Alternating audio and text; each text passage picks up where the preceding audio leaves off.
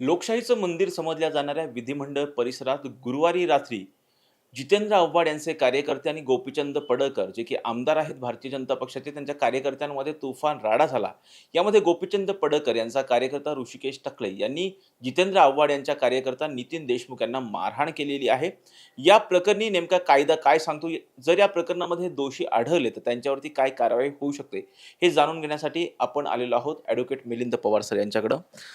Sir, आपण काल बघतोय की लोकशाहीचं मंदिर समजलं जाणाऱ्या विधिमंडळ परिसरामध्ये दोन्ही पक्षाचे कार्यकर्त्यांमध्ये अर्थात राष्ट्रवादी काँग्रेस पक्ष, शरदचंद्र पवार पक्षाचे कार्यकर्ते जे आहेत त्यांच्यामध्ये आणि गोपीचंद पडळकर यांच्या कार्यकर्त्यांमध्ये तुफान राडा झालेला आहे. या प्रकरणामध्ये जे कोणी दोषी आढळतील त्यांच्यावरती काय कारवाई होऊ शकते? आता याच्यामध्ये जो काही काल प्रकार घडला, हा मुळात जो प्रकार घडला हा विधिमंडळाच्या कॅम्पसमध्ये. विधिमंडळ म्हणजे जिथं कायदे बनवले जातात असं ते मंडळाची जागा आहे. आणि ही संपूर्ण जागा विधिमंडळाच्या अध्यक्ष यांच्या अखत्यारीमध्ये येते.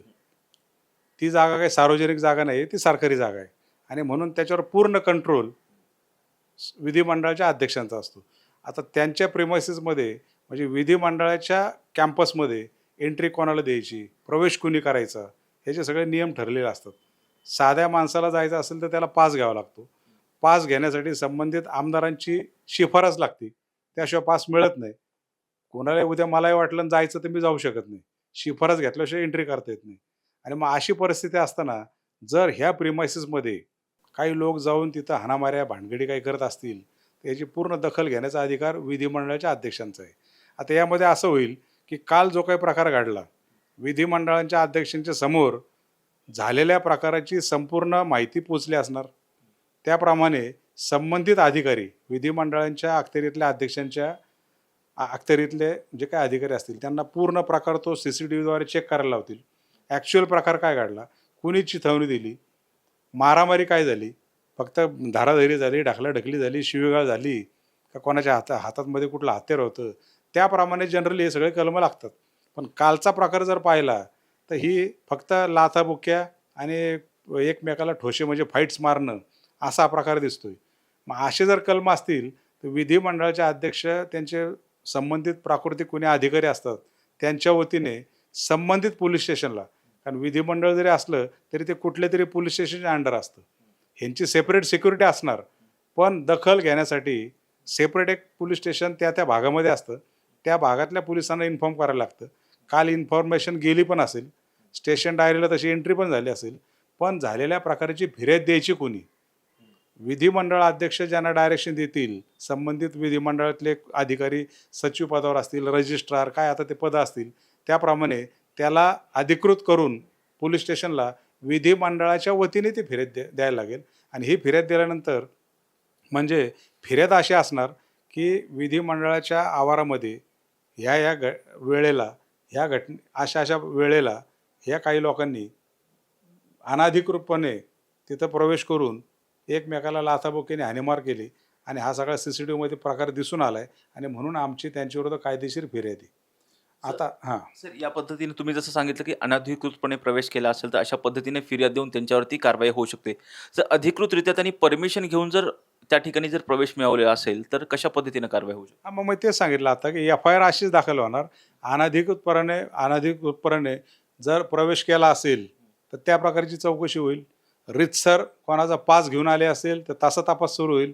मग त्यांना शिफारस कोणी दिली, पास कोणाचे होते. आणि समजा आता डायरेक्ट नाव घेऊन आपण बोलायचं म्हटलं तर आव्हाडांची जर तशी फिर्याद असेल की गोपीचंद पडळकरांनी 2-3 दिवस झाले माझ्यावर ट्रॅप लावला होता, रागाने बघत होते, हे काहीतरी करणार हे माझ्या मनात शंका होती, आणि त्यांना मारण्याच्या उद्देशाने जर मोकासारख्या गुन्ह्यातले गुन्हेगार आणि आमदारासारखा व्यक्ती, पडळकर नावाचा व्यक्ती विधिमंडळात जर घेऊन जात असेल तर निश्चितपणाने सकृतदर्शनी असं दिसतं की गोपीचंद पडळकरांनी कट कारस्थान केलं, आव्हाडांना मारण्यासाठी गुंड बरोबर घेऊन गेले आणि त्यांच्यावर हल्ला घडून आणला, असं सकृतदर्शनी दिलेल्या आव्हाडांच्या स्टेटमेंटवर तसं वाटतं. पण त्या अनुषंगाने जर तपास झाला तर ज्यांनी मारहाण केली, पडळकरांच्या कार्यकर्त्यांनी मारहाण केली, त्यांच्यावर जुना 323, 24, 25, 26 IPC, आत्ताचा 118, 118चा 1, 2 BNS यानुसार कारवाई होऊ शकते. आणि तपासच जर निष्पन्न झालं की हे जे गुंड आहे यांना आतमध्ये प्रवेश दिला, यांना घेऊन आले, शिफारस दिली आणि हे जर गोपीचंद पडळकरांनी केलं असेल तर त्यामध्ये कट कारस्थान ह्यांनी केलं आणि तो हल्ला घडवून आणला. अशा प्रकारचा जर तपास झाला तर पडळकरांवर देखील कारवाई होऊ शकते, असं एक वकील म्हणून मला वाटतं. सर, जर कटकारस्थान करून जर हा हल्ला घडवून आणला असेल तर आमदार गोपीचंद पडळकर यांच्यावरती विधानसभा अध्यक्ष काय कारवाई करू शकतात? कशा पद्धतीची तरतूद आहे यामध्ये? एकदा गुन्हा दाखल झाल्यानंतर एक तर ते लोकसेवक या वर्गामध्ये मोडतात. तो संपूर्ण अधिकार विधिमंडळाच्या अध्यक्षांचा आहे. त्यांना ठराविक काळासाठी निलंबन करू शकतात.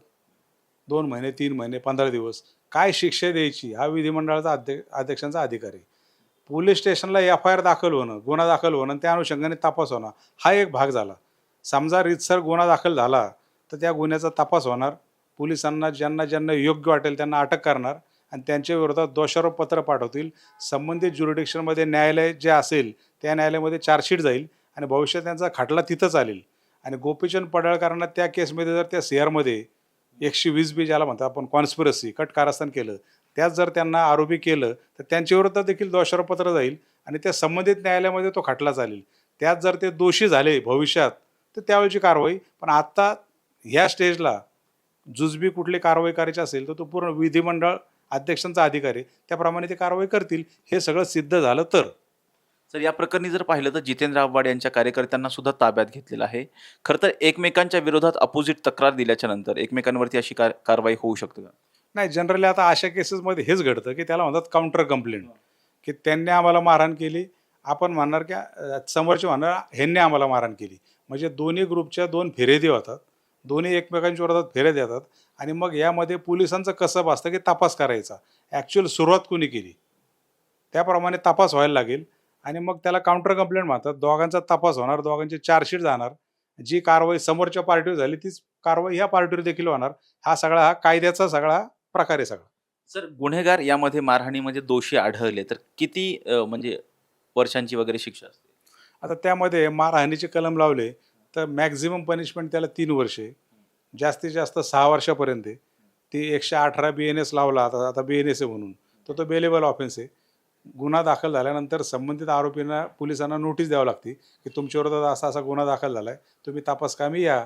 मग पोलीस त्याकडे तपास करणार, वाटलं तर अटक करणार, नाही तर कोर्टामध्ये त्यांना जामीन होणार. आणि नॉन बेलेबल जर असेल, दखलपात्र नॉन बेलेबल, तर त्यामध्ये मात्र मग पोलिसांना पोलीस कोठडी मागण्याचा अधिकार आहे. अटक करून पोलीस कोठडीमध्ये ठेवून पोलीस तपास करू शकतात नॉन बेलेबल ऑफेन्स कलम असतील तर. आता यामध्ये नेमके कलम कुठले लावले ते अद्याप माहीत नाही, त्यामुळे त्यावर मी आत्ता काही ते भाष्य करू शकत नाही. आपण बघितलं की काल गुरुवारी जर पाहिलं तर विधिमंडळामध्ये गोपीचंद पडळकर आणि जितेंद्र आव्हाड यांच्या कार्यकर्त्यांमध्ये तुफान हाणामारी झालेली आहे. हे प्रकरण आता पोलीस स्टेशनमध्ये गेलेलं आहे. रीतसर तक्रार सुद्धा दाखल झालेली आहे आणि या प्रकरणामध्ये नेमकं विधानसभा अध्यक्ष काय कारवाई करू शकतात हे जाणून घेण्यासाठी आपण ॲडव्होकेट मिलिंद पवार सर यांच्याकडून जाणून घेतलेलं आहे. व्हिडिओ जर्नलिस्ट शिवाजी साळुंकेसह राजरत्न जोंधे, टॉप न्यूज मराठी, पुणे.